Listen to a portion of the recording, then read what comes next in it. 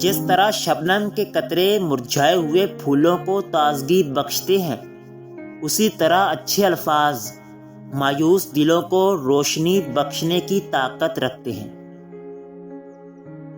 کچھ لوگوں کو عزت راس نہیں آتی، جب تک ان جیسے نہ بن جاؤ ان کو پیار کی زبان سمجھ نہیں آتی۔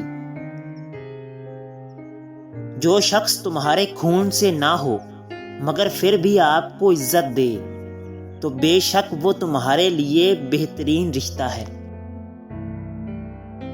منافق لوگوں کے ساتھ رہنے سے بہتر ہے کہ بندہ اکیلا جینا سیکھ لے۔